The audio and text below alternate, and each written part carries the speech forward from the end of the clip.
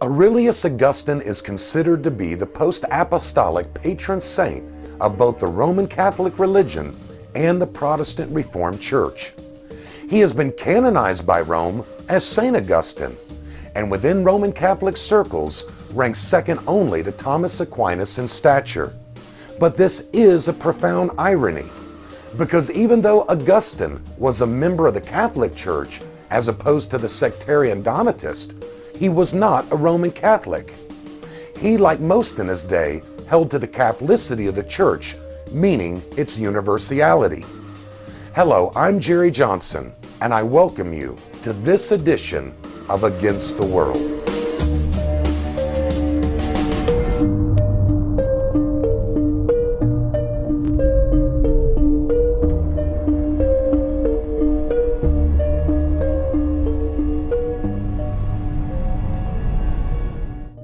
During the Jansenist controversy of the 17th century, Cornelius Otto Jansen was teaching the Augustinian doctrine that salvation was by grace through faith in Christ alone.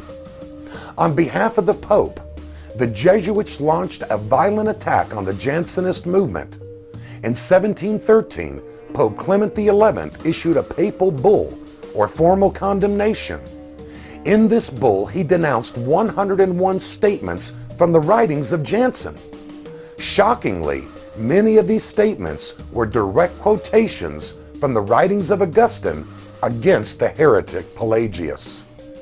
Honestly, Roman Catholicism has no right to claim Augustine as its own. Now, it is true that Augustine accepted a form of monoepiscopal church government. He even seemed to assume that the Roman bishop was primary. But this, taught Augustine, was more in line with a first among equals primacy. And in no sense did he view the Roman bishop as the supreme pontiff and vicar of Christ on earth. Augustine's doctrine of the church was indeed much too high church to be considered truly Protestant. But he had no notion that the church depended on the papacy, nor did he ever acknowledge any form of papal infallibility. In fact, quite the contrary. B.B. Warfield, the great Princeton theologian, correctly said that Augustine's doctrine of the church was inherited from his predecessors, whereas his doctrine of salvation by grace alone, solo gratia, through faith alone, solo fide, in Christ alone, solos Christos, was not. This more crucial doctrine clearly distinguishes Augustine from Roman Catholicism and places him in the camp of the Reformers. Warfield wrote, "For what was the Reformation but the triumph of Augustine's doctrine of grace over Augustine's doctrine of the church?" Truth be told, so dominant was Augustine's doctrine of salvation by grace alone, through faith alone, that the medieval church assigned him the honorific title of Doctor of Grace. In fact, Augustine's theology was what we today call Calvinism. Now, during his lifetime, Augustine battled three major heresies: Manichaeanism, Donatism, and Pelagianism, and all of these served to hone his theological and philosophical prowess. As a result, Augustine left an enormous body of writings, including over 200 books, along with some 220 letters. As to the bibliography on Augustine, it is nearly impossible to keep up with the vast multitude of written works about him and his labors. The authoritative Augustine Through the Ages Encyclopedia is 900 pages long. It includes almost 500 entries and was compiled by nearly 150 scholars. This work points out that his writings are an integral part of the development of Western thought.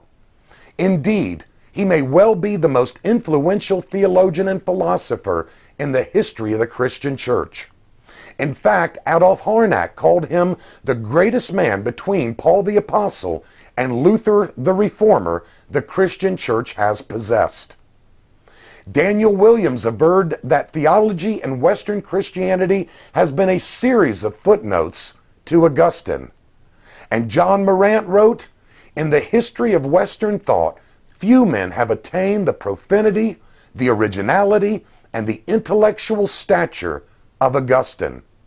He has been aptly characterized as one of the greatest seminal thinkers of all time. In Western civilization, he created a whole climate of philosophical and theological opinion, which not only determined the course of Western thought in its formative period, but virtually affected the whole of its historical development, even down to the present day. In a word, Christian thinking and ways of believing have always had and always will have the impact of his genius. Not wanting to romanticize Augustine to the point you believe he was infallible, there are errors in his theology and philosophy. But we need to keep in mind that all post-apostolic Reformed theology is, in the very real sense, doing theology, while standing on the shoulders of the great North African bishop. Dr. Gary Crampton, in this new book published by Nicene-Council.com, it's called Grant What Thou Commandest, The Theology of Augustine of Hippo, gives us this gentle reminder. Quote, even some theological midgets are able to see more clearly than theological giants when standing on Augustine's shoulder. If you would like to receive a free ebook version of Grant What Thou Commandest or order a copy, please visit us on the web at www.Nicene-Council.com. Until next time, this is Jerry Johnson, standing on the shoulders of Augustine of Hippo and Contra Mundum against the world.